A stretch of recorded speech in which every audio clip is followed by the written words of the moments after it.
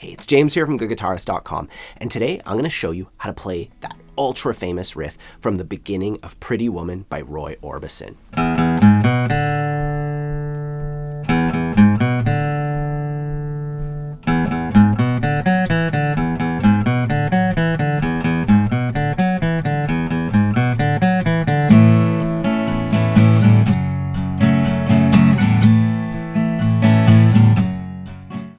And this riff is awesome to learn for one main reason.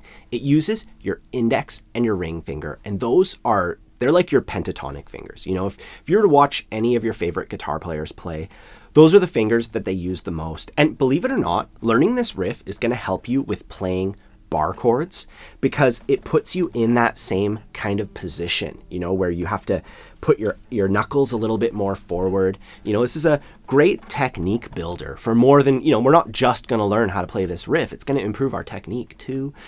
It's super fun to play. That's just, you know, an aside.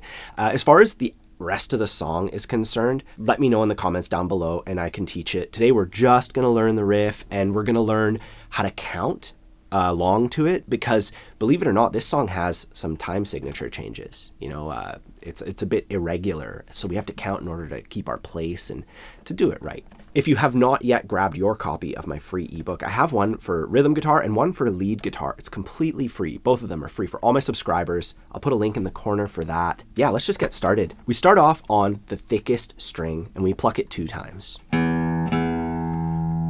Then I'm going to reach to the 4th fret with my ring finger. And then the 2nd fret of the A string with my index. And I just want you to get used to pressing those 2 notes at the same time. It's kind of like holding a chord shape. You know, we have to put our knuckles forward, bring our elbow in. It probably would help a lot if you tilted your guitar neck up a little more. Some people might even want to put it on their other leg and do like the classical position sort of thing. You know, it makes it so much easier to reach if you're having trouble with that. But I like to do it this way. Our first few notes make up an E7 arpeggio. That means we're playing the notes of an E7 chord one after the other like a harpeggio. Let's just try that. Just getting the notes. So the open thickest string, then the 4th fret, 2nd fret of the A string, and then the open D string. You know, I know it's tempting to want to look at your fingers, but that might bend your wrist a little, and you know, you need all the help you can get to really reach these notes. So try your best to just observe from afar, sitting up straight, and getting through that E7 arpeggio. I noticed when I was getting started, picking 3 strings in a row felt kind of weird. So it might be useful to mute the strings, start at the thickest string and just go 1, 2, 3, 4, 1, 2, 3. Just downstrokes, just picking through them. Just as a little exercise to get used to it, you know, because that motion is within our riff. And once you're comfortable with the basics, we can actually figure out how this thing, you know, comes together and sounds. We pluck the thickest string 2 times. And then we go through our notes like that. 1 and 2 and 3 and 4 and 1 and 2 and 3 and 4 and you can see it at the top there with the counting. You could always just pause and like work through that and try it. And then we're going to play it together a couple times. But here's where one of those irregular counting things comes in. Once we hang out on this note, we do it for 3 and 4 and then 1 and 2 and then we start it all over again. And if you look at that, that's 6 beats total. And that's the part where most people, like if you, even somebody who can play guitar, if you tell them play the intro to Pretty Woman and they haven't really listened to the song a lot, they would probably forget those last 2 beats, you know, and they would just play it in 4/4 time instead of 6/4 time, because there's 6 beats. We call it 6/4 or 4/4 plus 2/4, blah, blah, blah. Anyways, let's try this now. You can see it all above. You can hear me play it. You can always just watch, see how it goes, try it after. 3 and 4 and 1 and 2 and 3 and 4 and 1 and 2 and 4 and 1 and 2 and And then we would play the next part of the riff. So we do it just like that 2 times. And now for the rest of the riff, starts off the same way. But once we get up to this note, we keep going. We go to the 4th fret of the D string, then the 2nd fret, then the open. And we just do that over and over again.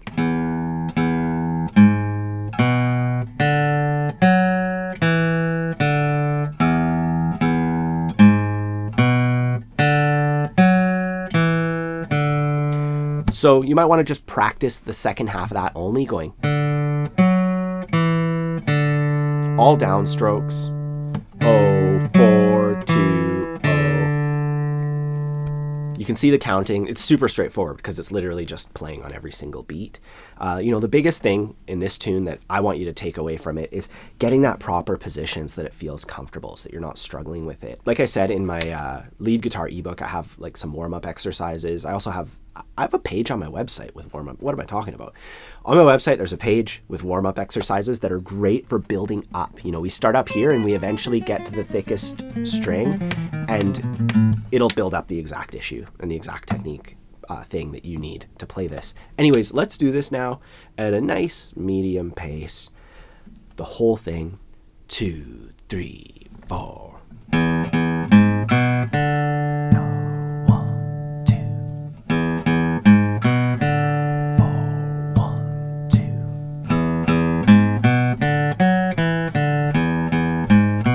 Times.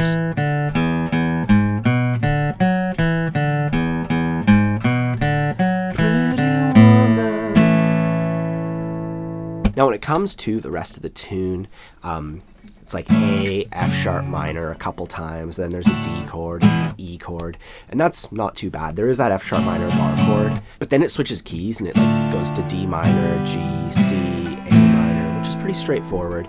But it's not just like a 4-chord wonder, So if you do want to learn the entire thing, let me know in the comments down below, and I can, teach this pretty quickly. As far as getting this whole thing together, remember to just take your time doing it and focus on the technique. Focus on how it feels. Don't hurt yourself. Don't strain your wrist. Don't do any of that stuff. That's going to do more harm than good. But at the same time, this song is a great opportunity to build up on that stuff and to develop your technique. If you want to take like lead guitar lessons, I have a course that's designed to, basically it's like a beginner to advanced course, as if you started with lead guitar and you don't really care about learning the chords or anything like that. It's like the opposite of a chords and strumming course, which I think is kind of neat for people who like bought electric guitars or who want to do the lead thing. You can check that out. There's a link for that in the corner.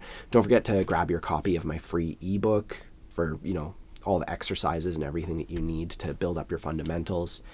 And to those of you who already subscribe to my channel, I sincerely thank you, because it does help support me. And if you have not yet done so, please take a couple seconds and hit the button, the bell, and all that stuff that you're supposed to do that people talk about on YouTube that I'm not very good at talking about.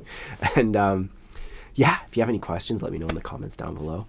Have a fun time practicing, and I'll see you soon.